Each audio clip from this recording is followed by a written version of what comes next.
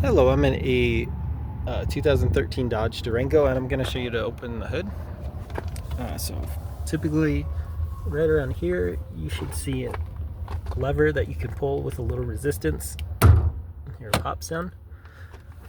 Sometimes you might have to try a couple times, and then most vehicles kind of right around the middle there'll be a lever right in here. Yep, so you can see it right there. So I'm pushing this way and pulling up. There you go, that's it. So just hooked right onto here with this mechanism. Usually if you're having an issue, something's maybe dirty in here, might need replaced, but that's what the lever looks like. Otherwise, you might have an issue up with that little lever that we pulled in the beginning.